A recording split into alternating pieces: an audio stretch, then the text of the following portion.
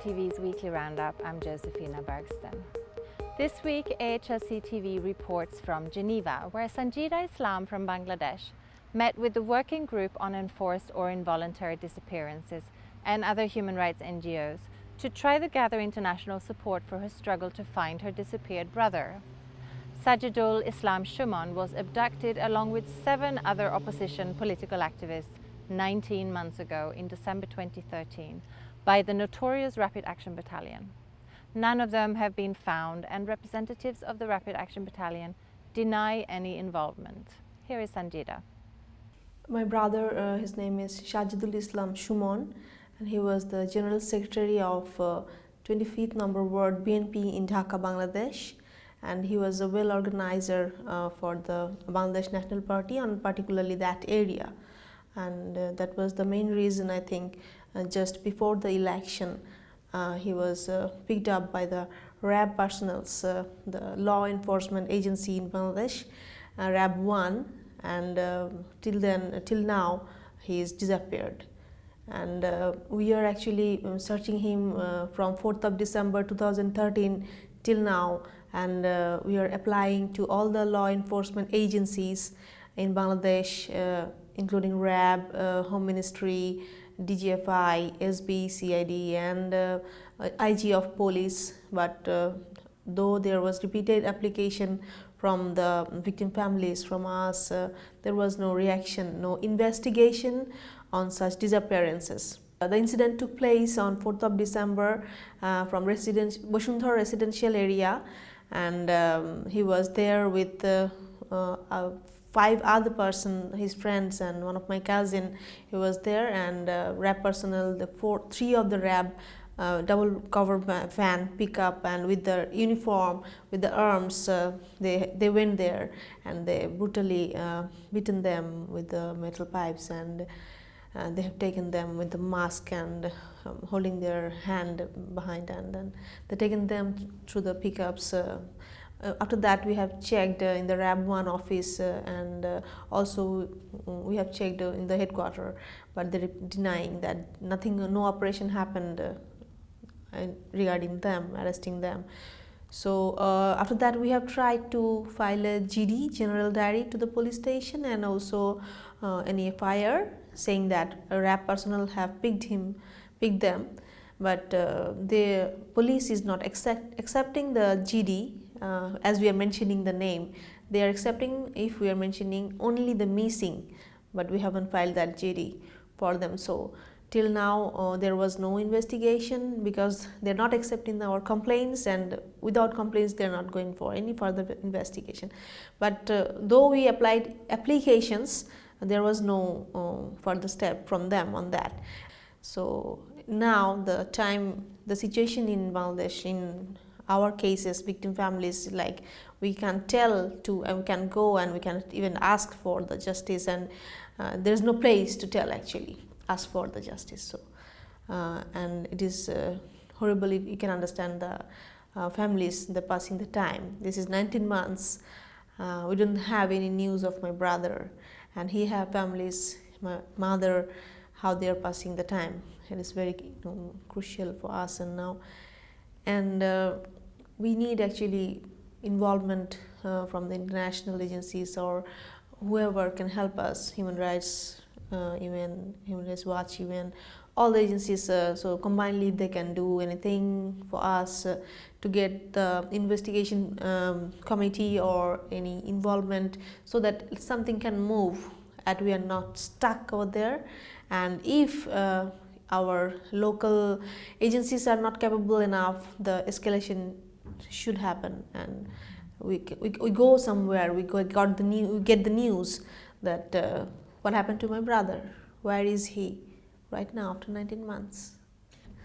I'm here in Geneva to attend the session on enforced disappearance with the working groups in UN, and tomorrow I'm gonna meet them, and hopefully they will elaborately discuss on the cases that I have applied for my brothers, including the 7 other persons, including 8 persons. So I think there will be a detailed discussion.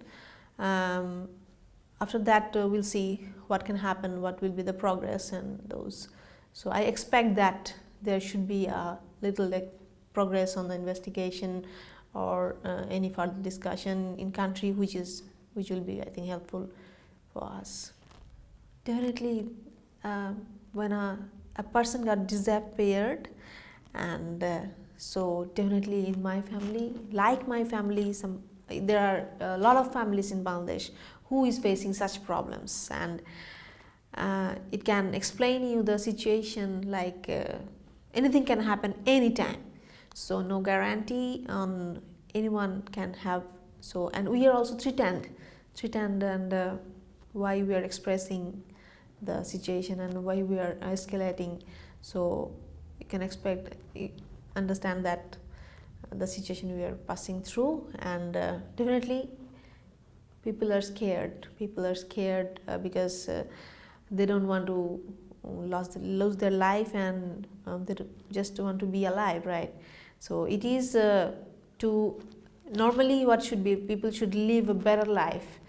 The expectation should be like this, but in our country now, we should be alive. That's our minimum expectation now. So my elder brother was also arrested after 1 month by the law enforcement joint forces, and he was released 1 day later. There was no reason to arrest him, just that's to create fear inside us. And also it is, we are also getting threatened that we should not come out. But if I'm not telling, maybe there will nobody from the other disappearance families, they can come out and come in front and tell. So I'm here not for my brother only. There are a lot more brothers who are still disappeared, and from them I should tell. From my inside, I feel that I should go forward and tell that, so that at least few of them is coming back alive. For more on the history of enforced disappearances in Bangladesh, AHRC TV met up with Mohammed Ashrafuzzaman, who is also in Geneva this week. Bangladesh had experienced enforced disappearance in the first 5 years immediately after the independence, particularly from 1972 to 1975. According to the allegations, there were 30,000 to 40,000 enforced disappearances. Some of them ended up as extrajudicial executions, as the bodies found in different places. But after that, in between, it was not a known crime what was taking place in Bangladesh until 7-8 years ago. But it has escalated very much from 2009 to 2015. Consistently, every year there were dozens of enforced disappearances, and from January 2009 to August 2015, there have been at least, to our knowledge, 212 enforced disappearances taken place in Bangladesh. The worst problem is the collapse or absence of the judicial institutions. For example, you will never expect to have a policing system which should be protecting the people from any kind of harm, or are engaged in disappearing persons. No person will be expecting any kind of paramilitary or security forces that are also supposed to protect the people, and they are engaged in enforced disappearances. At the same time, nobody will expect a judiciary that should be able to address the situation holistically, in terms of holding the executive, holding the law enforcement agencies, and even the non-state actors, what sometimes the states try to get away with just by accusing that some non-state actors did that. But then a judiciary should have the ability and competence with independence of its kind to hold anyone who is responsible for a crime like that, which is in international law a crime against humanity, and it's a continued crime.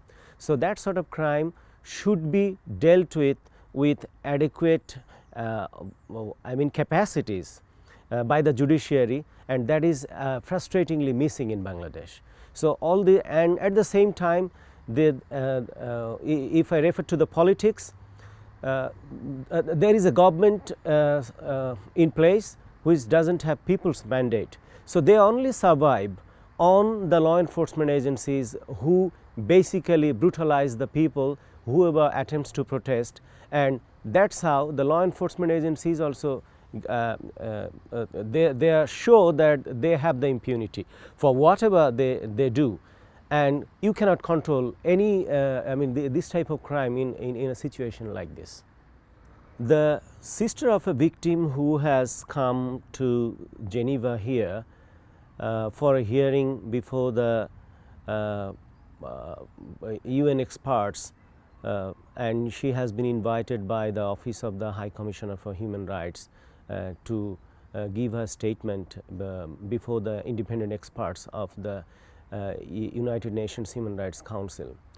So I hope that the UN Human Rights Council and its special procedures will be able to intervene adequately and promptly to address not only the individual incident that this particular victim's relative is representing, but at the same time I think the UN mandate holders have the responsibility to look into the whole crime in terms of disappearances that are taking place in Bangladesh, and what are the root causes to that, and why people don't get the remedies within the domestic judicial institutions and the other executive legislative institutions in place. And I hope they should be able to reflect it in the UN platform as well as the other international arena, so that these crimes are stopped once and forever, and at the same time every family gets their disappeared dear ones back to them, and in any unexpected circumstance, if the people are not traceable for what we still don't know what had happened to them. So there should be certain initiatives that the victims would be able to get justice. Also in Geneva, the Right Livelihood Award Foundation's jury met over the weekend to determine which 4 laureates will be honoured with the Right Livelihood Award, also known as the Alternative Nobel Prize, in the Swedish Parliament in late November. To get a sense of the great relevance and importance of previous laureates, last week 2 of them were featured in separate exhibitions in Geneva. Nigerian environmentalist Nemo Bassey and American whistleblower Edward Snowden, who was presented as a sculpture in front of the UN building alongside other famous whistleblowers of today, Chelsea Mannings and Julian Assange. A third laureate, Malaysian migrant rights organization Tenaganita, worked with the Asian Legal Resource Center to present an oral statement on contemporary slavery and arbitrary detention at the UN Human Rights Council's September session. Thank you, Mr. President. The Asian Legal Resource Center welcomes the reports of the Special Rapporteur on Contemporary Forms of Slavery and the Working Group on Arbitrary Detention. The AHRC observes that without the needed re-engineering of justice institutions, modern-day slavery and arbitrary detention flourish in Asia. Arbitrary detention is integral to law enforcement in Bangladesh, Pakistan, India, Indonesia, Nepal and Burma. Without a comprehensive policy for recruitment, placement and employment of 6 million foreign migrants, workers and refugees, modern-day slavery is institutionalized in Malaysia. Knee-jerk reactions to problems have led to systemic support for extreme exploitation of migrants and refugees and a culture of modern-day slavery. Only clear and comprehensive policy and regulations developed and implemented through a rights-based framework in engagement with affected communities and related actors can provide accountability. Proactive response from the special procedures and the Council is expected to enable states to dismantle structures that facilitate slavery and degradation of rights and to rebuild the justice systems needed to protect lives and the dignity of all persons. I thank you, Mr. President. The selection of this year's laureates will be revealed to the world on the 1st of October in a press conference at the Swedish Foreign Ministry.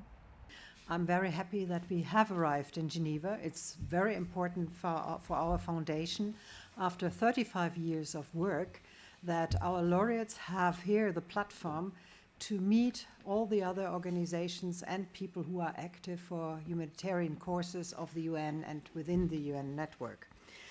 And to say something about our foundation, it has been established in 1980. It was founded in Sweden by Jakob von Uexküll, who was then addressing the Nobel Foundation to ask them to make a new award for development and for environment. But they said, oh no, we have no need for that. We have just started an economic award, so we don't need this. So he himself then founded a foundation with the money of some seed money of stamp collection and looked for other supporters to get into this foundation as well. And since some years afterwards, the host of the event, of the ceremony, is the Swedish Parliament, and all parliamentary groups of the Swedish Parliament are the hosts of this event.